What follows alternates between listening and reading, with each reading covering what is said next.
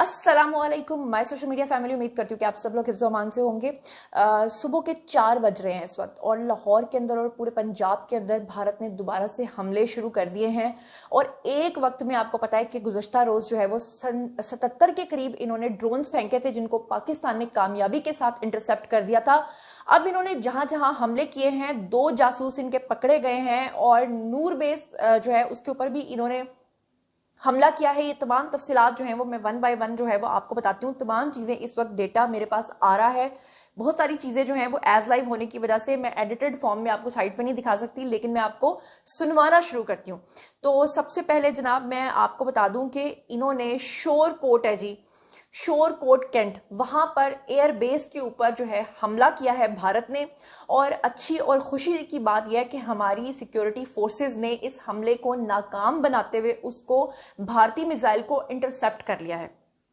बात यह है कि DGISPR ने आज जो प्रेस ब्रीफिंग दी है और जो उन्होंने तमाम आर्म्ड फोर्सेस के साथ बातचीत की है और जिस तरह से उन्होंने इंटरनेशनल मीडिया को ब्रीफ किया है, और उसके बाद आपको यह भी पता है कि जो गोदी मीडिया है और जो खासतौर पे मोदी की हुकूमत है वो इस वक्त सीख पा है, क्योंकि हमारे जो DGISPR और उनके साथ जो हमारे पाक फिजाइया के सरबराह आज थे, उन्होंने साफ तौर पे इंटरनेशनल मीडिया को ना सिर्फ सबूत दिए बल्कि उन्होंने ये भी बताया है कि जनाब हमने 2 राफेल नहीं बल्कि 3 राफेल फेंके और इसके अलावा टोटल मिला के हमने 7 तैयारे जो हैं वो भारत के मारे हैं।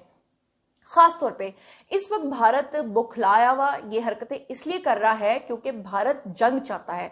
मोदी को अपनी फेस सेविंग के लिए जंग चाहिए और पाकिस्तान जो है उसको कामयाब नहीं होने दे रहा। एक और बड़ी बात यह भी है कि गुज़श्ता रोज भारतीय मीडिया चैनल्स ने एक प्रोपेगेंडा किया। पाकिस्तानी 8,000 के करीब उन्होंने यूजर्स को, सहाफियों को, मुख्तलिफ लोगों को जो कि सही खबरें लोगों तक पहुंचाते हैं, उनके अकाउंट्स को ब्लॉक कर दिया ताकि जो वहां की भारतीय अवाम है उन तक सही इंफॉर्मेशन ना पहुंच सके, ताकि जो उनका गोदी मीडिया लोगों को फीड करे वो उसी को माने। तो पूरी रात कल के दिन जो गोदी मीडिया है वो इस बात का प्रचार करता रहा कि लाहौर की बंदरगाह के ऊपर जो है वो भारतीय वायुसेना ने जनाब क्या कर लिया, कब्जा कर लिया, जबकि आप लोग भी जानते हैं कि लाहौर के अंदर कोई बंदरगाह है ही नहीं। फिर उन्होंने कहा जी कराची के ऊपर, फिर उन्होंने कहा जी कि आसिम मुनीर जो है, जनरल आसिम मुनीर, उनको गिरफ्तार कर लिया गया है और शहबाज शरीफ जो है वो बंकर्स के जाके छुप गए। ये सारा झूठ जब पूरी रात चलता रहा तो अगले दिन भारतीय अवाम ने खुद अपनी हुकूमत को जूते मारना शुरू किए, अपने मीडिया को जूते मारना शुरू किए। और उसके बाद उन्होंने जनाब क्या किया कि उन्होंने माफी मांगी बाकायदा तौर पे। मैं आपको उनकी माफी का क्लिप जो है वो भी अभी सुनवाती हूँ, लेकिन मैं आपको बता दूं कि अभी जो इन्होंने हमले किए हैं ताज़ा तरीन उसकी डिटेल्स मैंने आपको बता दी हैं। नूर खान एयरबेस के ऊपर इन्होंने हमला किया है, जिसे पाकिस्तानी इदारों ने, हमारी इस्टेब्लिशमेंट ने, हमारे इदारों ने, हमारी आर्म्ड फोर्सेस ने नाकाम बना दिया है। इसके अलावा सियालकोट के बॉर्डर के ऊपर जनाब इन्होंने पाकिस्तानी रेंजर्स के जवानों के साथ लड़ाई शुरू कर दी है और इनका सारा मकसद क्या है वो ऑलरेडी मैं आपको प्रीवियस व्लॉग में बता चुकी हूं। इसके साथ ही आपको बता दूं कि लाहौर के अंदर DHA फेज 6 वहां पर बहुत ज्यादा अभी से कुछ देर पहले शोर हुआ है। भारतीय साख्ता ड्रोन जो है वो वहां पर इन्होंने फेंका और उसकी तबाही की वजह से जो है वो वहां पे थोड़ा सा शोर हुआ, क्योंकि जब वो आकर नीचे गिरा है तो उसकी वजह से वहां पर शोर मचा। उसके अलावा इस वक्त लाहौर के DHA फेज 6 का मैंने आपको बता दिया है। रावलपिंडी के अंदर जो है वो ड्रोन की इतलात जो है वो आ रही हैं। इसके साथ ही मैं आपको बता दूं कि रावलपिंडी के साथ इन्होंने इस्लामाबाद के ऊपर जो है वो 3 हमले किए हैं। इस्लामाबाद के अंदर मैं आपको जरा ये बल्कि क्लिप जो है वो सुनवा भी देती हूँ ताकि आपको पता चल जाए कि इस वक्त मेन स्ट्रीम मीडिया की ये खबर है जी। ये जरा मुलाहिजा फरमाइएगा कि तरीन खबर से आपको आगाह कर रहे हैं। इस्लामाबाद में रकेबात दीगरे 3 धमाके सुने गए हैं। जुल्करनैन हैदर हमारे साथ हैं, उनसे मज़ीद जानेंगे जी। तो ये 3 धमाके जो हैं वो इस वक्त हुए हैं इस्लामाबाद के अंदर, लेकिन अभी तक पुलिस और इदारे जो हैं वो इस चीज का तयन कर रहे हैं कि वो किस चीज के धमाके हैं एग्जैक्टली। लेकिन इस्लामाबाद के अंदर, रावलपिंडी के अंदर, रावलपिंडी का कंफर्म है, बाकी सारी जो चीजें कंफर्म है वो ऑलरेडी मैं आपको बता चुकी हूँ। इसके साथ ही दुश्मन ने ये जो हमला किया है नूर खान एयरबेस पे, ये भी जरा सुनिएगा। ये अटैक हुआ है नूर खान बेस पे, बिल्कुल घर के सामने। अभी एक जहाज गुजरा है। ये सोशल मीडिया के ऊपर क्लिप सारे आ चुके हैं, ट्विटर के ऊपर चल रहे हैं। मैं आपको सबूत के तौर पे साथ साथ जो है वो इसलिए सुनवा रही हूँ, वॉइस के बहुत सारे लोग जो है वो इस वक्त मिस इन्फॉर्मेशन जो है वो फैला रहे हैं। अच्छा, शोरकोट कैंट का भी मैंने आपको जो है वो बता दिया है। इस वक्त एक और बड़ी अहम खबर आ रही है और वो आ रही है जी इमरान खान की रिहाई के हवाले से। इसमें क्या हकीकत और सदाकत है उसके बारे में भी आपको बता देती हूँ। आज पूरा दिन जितने भी पीटीआई के सपोर्टर्स हैं और खास तौर पे जो उनके वुज़रा हैं खान साहब के पीटीआई के, उन सब ने आज पूरा दिन डिफरेंट ट्वीट्स की हैं, पोस्ट की हैं और अपने वीडियोस बनाए हैं जिसमें बाकायदा तौर पर उन्होंने कहा है कि जगह जगह हमले हो रहे हैं, लिहाजा सिक्योरिटी को पेश नज़र रखते हुए इमरान खान को रिहा किया जाए, क्योंकि उनका ये क्लेम है कि अगर इमरान खान को मार दिया गया तो बाद में कह दिया जाएगा कि ये हमला जो है ये तो भारत की तरफ से हुआ था। अब जो मेरे पास इतलात आ रही हैं, ये खबर आप समझ लें कि अगर गलत भी हुई तो 5% गलत हो सकती है, लेकिन 95% मेरी खबर जो है वह दुरुस्त है। इसको हैदर नकवी साहब हैं, सीनियर सहाफ़ी हैं, उन्होंने भी इसको सेम इसी तरह से रिपोर्ट किया है जैसे कि मैं अभी आपको बताने जा रही हूँ कि इस बात के कवी इम्कानात हैं कि खान साहब को वक्ती तौर पे छोड़ा जाएगा। लेकिन मैं ये भी आपको बता दूं कि उनको आज़ाद नहीं किया जाएगा, बल्कि उनको उनके घर के अंदर जो है वो नज़रबंद करने का इम्कान है। और मुख्तलिफ शहरों के ऊपर भारतीय ड्रोन्स के हमलों की वजह से इमरान खान की जान को जेल में खतरा है। पैरोल के ऊपर रिहा करने की दरख्वास्त जो है खान साहब के लिए वो दायर भी कर दी गई है।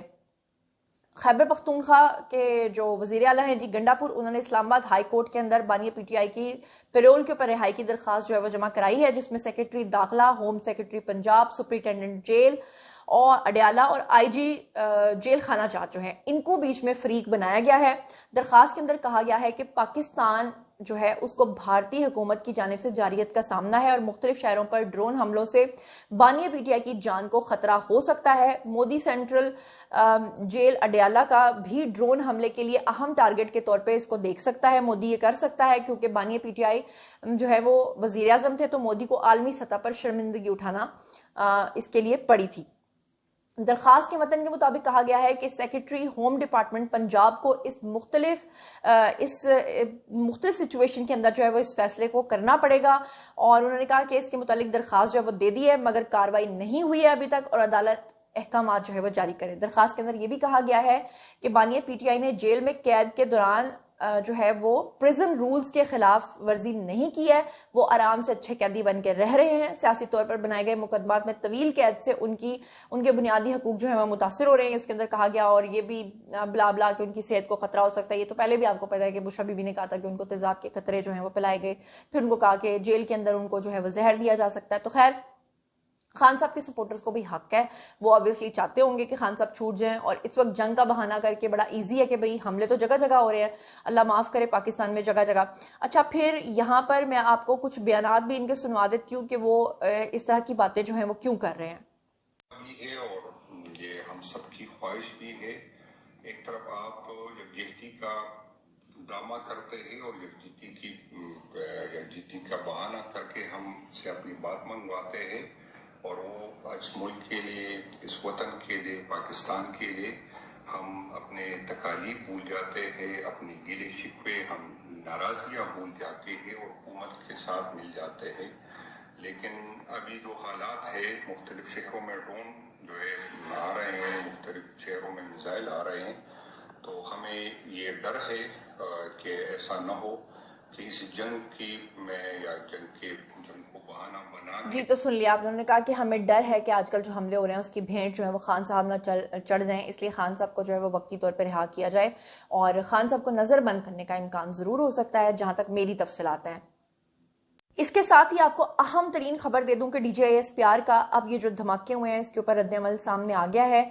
उन्होंने क्या कहा है, उन्होंने कहा कि भारत ने पाकिस्तान में 3 एयर बेसिस के ऊपर मिसाइल दागे हैं, पाक फिजाइया के तमाम असासे अल्हम्दुलिल्लाह महफूज हैं। ये कहना है जी DGISPR का। रावलपिंडी DGISPR लेफ्टिनेंट अहमद शरीफ जो है उन्होंने बताया कि भारत ने पाकिस्तान में 3 एयर बेसिस के ऊपर मिसाइल दागे हैं और उन्होंने कहा कि रात गए उन्होंने अभी प्रेस ब्रीफिंग दी है और उसमें उन्होंने कहा कि भारत ने तैयारे जो है वो नूर खान एयरबेस, अब देखें जी ये खबर मैं आपको दे रही थी और उस वीडियो को बनाते बनाते बीच में जो है ये खबर की तस्दीक भी हो गई है, तो मुझे शाबाश दे दीजिएगा। पहले मैं आपको खबर दे रही थी, बहरहाल जब तक ये वीडियो अपलोड होगा तो तब तक तो आपको हर तरफ ये खबर सुनने को मिल जाएगी।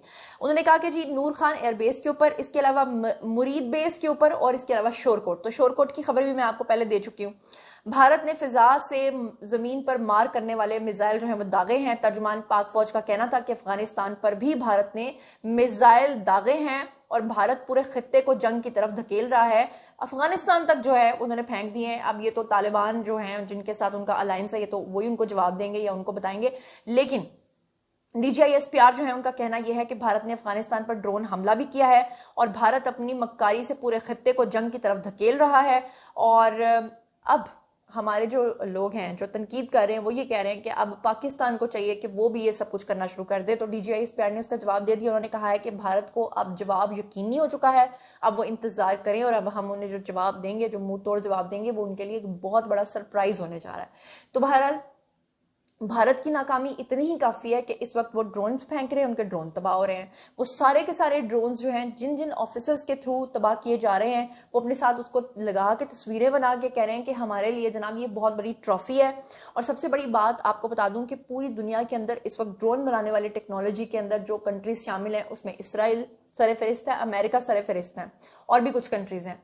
तो जब उनके ड्रोन पाकिस्तानी इदारों की तहवील में आ गए हैं तो समझें आप आगे कहाँ कहाँ मामला जा सकता है। और वो मलबा जो इस वक्त भारत की तरफ से फेंका गया है, ये सारा ड्रोन वगैरह इसराइली मेड, अब ये पाकिस्तान के पास जाएगा, वहां से चाइना जाएगा और फिर जो उसका ऑपरेशन होगा सारा का सारा और वो टेक्नोलॉजी फिर पाकिस्तान के पास आएगी। तो आप समझ गए कि फिर आगे क्या होगा। पहले ही राफेल उनके तबाह हो चुके हैं। तो बहरहाल आज के वीडियो में इतना ही। बारी है जी आप लोगों की। कमेंट सेक्शन में बताइए कि आप इन तमाम सिनेरियो के बारे में क्या सोचते समझते हैं। मेरी हिम्मत और हौसला ये देखें कि ये जहां पर अभी धमाका हुआ है मैं बिल्कुल उसके पास बैठी हुई हूँ, मतलब बिल्कुल करीब हूं मैं। लेकिन बात वही है कि हम मुसलमान हैं और हमारा ईमान है कि अल्लाह ताला ने जो हमारी सांस जब तक लिखी है तब तक हम सांस लेंगे, जब तक नहीं लिखी है तो वो हिंदू बनिए वाली सोच हमारी नहीं है। बहरहाल चैनल के साथ कनेक्टेड रहने के लिए सब्सक्राइब करना पड़ेगा। अपना बहुत ख्याल रखिएगा और आप इस बारे में क्या सोचते हैं कमेंट सेक्शन में जरूर बताइएगा। अल्लाह ने के बान।